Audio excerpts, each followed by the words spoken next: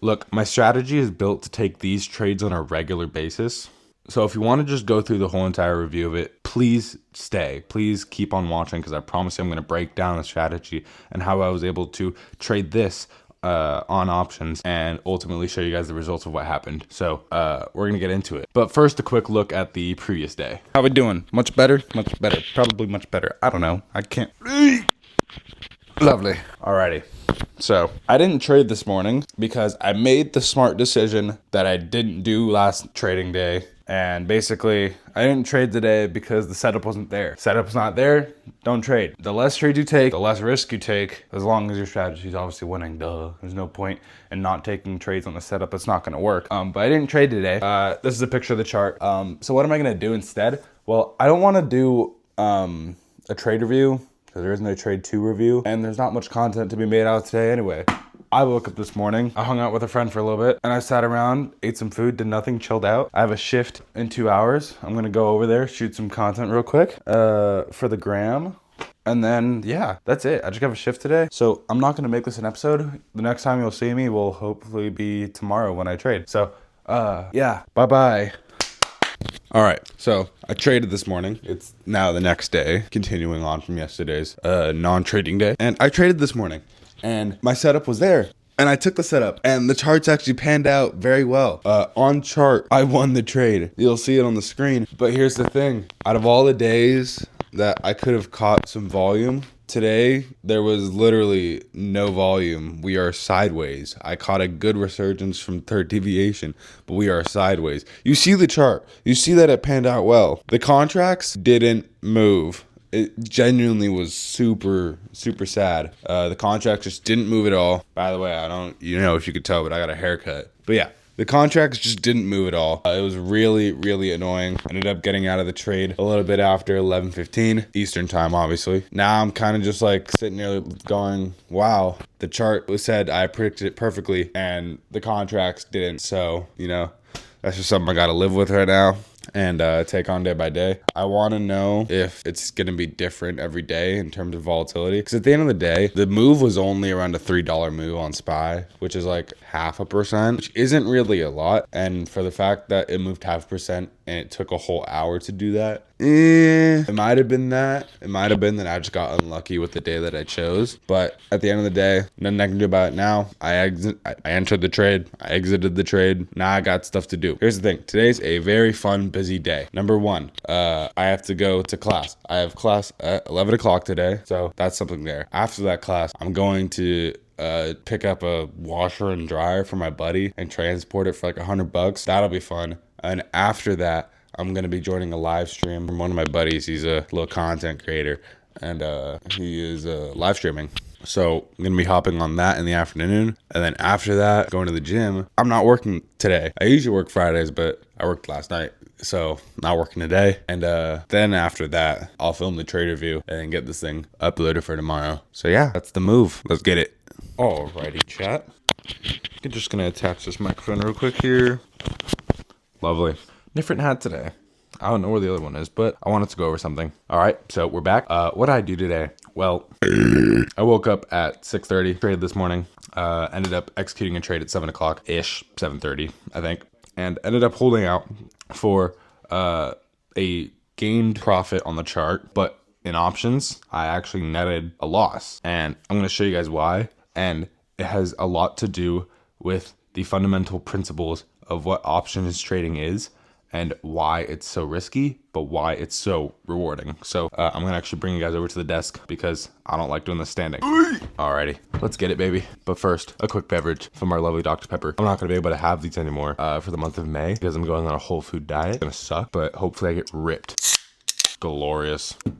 So, all right, you guys, y'all, if you've watched the past couple days, I have a new strategy where I end up taking a third deviation retraction in between the 10 a.m. to 11 a.m. Eastern time window and their 0 DTA 0 DTE option contracts, and they're usually pretty cheap. So today we opened up with no gap at all at around the 546.9 level, and what we ended up seeing was that at, what time is that, 10:23 today, we saw a third deviation touch of lower VWAP. So we entered in calls, and from there you see the charts itself, they moved as they did right there. So if you guys want to see, it ended up P&L was 2.26. So ultimately it was a good trade on charts. I exited at 11:15 thinking that volume was going to die down. It did die down, but I wanted you guys to look at this.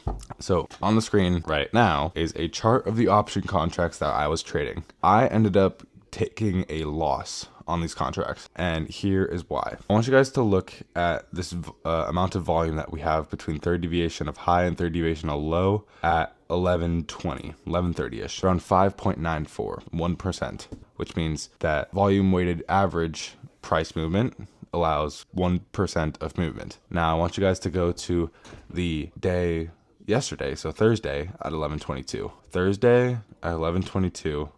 Right here, you know how much we had? It's actually quite shocking, but we had 13.43, 2.4%, more than double. Today, there was absolutely no volume. We didn't get movement at all. Was the direction there?